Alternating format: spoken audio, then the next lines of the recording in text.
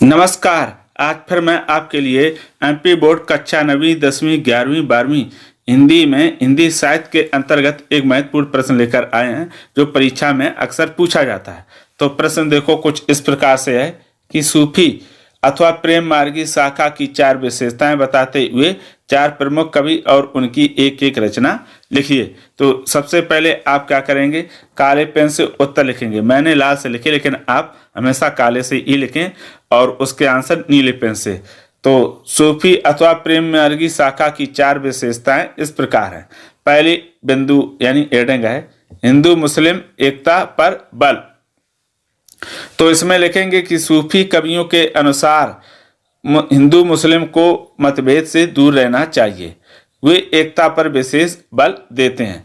तो ये हो गया, देखो यहाँ पर के अनुसार हो जाएगा, यहाँ पर हो जाएगा कि, ठीक है। तो इसमें क्या कहा गया कि जो सूफी काव्यधारा अथवा प्रेम मार्गी शाखा के कवि हैं उन्होंने कहा कि हिंदू मुस्लिम को आपस में मतभेद नहीं रखना चाहिए, वे इस पर एकता पर बल देते हैं।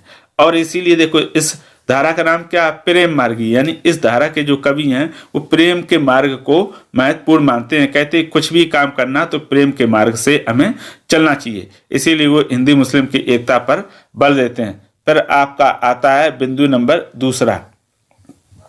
तो दूसरा आपका इस प्रकार से रहा दिया है कि भारतीय संस्कृति का चित्रण। तो लिखेंगे प्रेम मार्गी शाखा के कवियों ने अपनी रचनाओं में भारतीय रीति रिवाजों का बारीकी से सुंदर चित्रण किया है। तो देखो इस युग के जितने भी कवि हुए हैं अधिकांश कवि इस युग के मुस्लिम ही हैं और उन्होंने अपनी रचनाओं में भारतीय तथा हिंदू संस्कृति का चित्रण बहुत ही सुंदर ढंग से किया, जिसका सबसे अच्छा उदाहरण है जायसी की मलिक मोहम्मद जायसी का पद्मावत, जिस पर हिंदी मूवी भी लीला भंसाली ने बनाई और बहुत अच्छी मूवी है। और जितना भी उसमें दिखाया गया आप पद्मावत पढ़ लो, पूरा एक एक मिल जाएगा।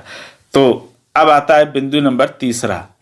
तो तीसरा आपका बिंदु नंबर रहा, ये कहाँ चला जाता बार बार ये।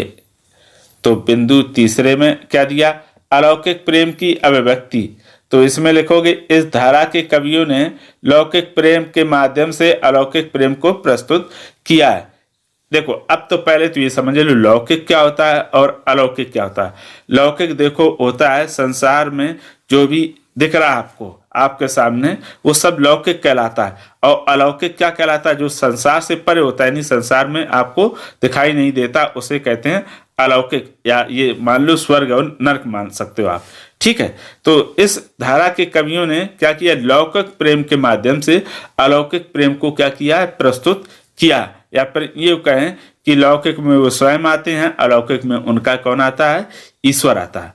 अब आता है बिंदु नंबर 4। तो इसमें लिखा है अवधी भाषा का प्रयोग। सूफी काव्यधारा के कवियों ने अपनी रचनाओं में अवधी भाषा का रोचक एवं सरल ढंग से क्या किया, प्रयोग किया है। सरल ढंग से यहाँ पर आ जाए प्रयोग, इधर लिख देंगे आप, प्रयोग इस तरह से किया है, ठीक है। तो कहने का मतलब ये कि इस युग के जितने भी कवि हुए हैं उन्होंने अपनी रचना अथवा कविताओं में अवधी भाषा का प्रयोग किया है, जिसमें जायसी ने ठेठ ग्रामीण अवधी भाषा का प्रयोग किया। भाषा बहुत ही सरल और कैसी है, रोचक है।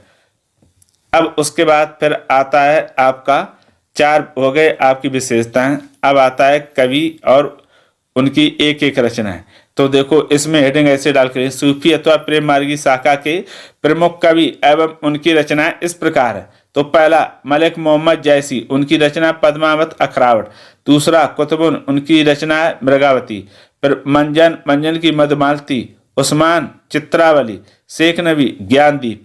तो ये हो गई क्या, प्रमुख 5 कवि और उनकी एक एक हमने रचनाएं लिख दी, और मलिक मोहम्मद जायसी की 2 लिख दी हैं, और बाकी की ये एक एक बहुत ही फेमस है, इन्हें आप याद कर लीजिएगा, ठीक है।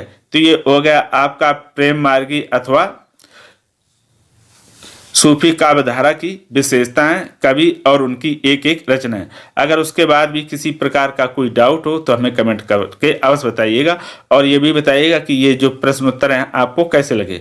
तो फिर आज के लिए इतना ही। आप हमेशा स्वस्थ और खुश रहें, तब तक के लिए धन्यवाद।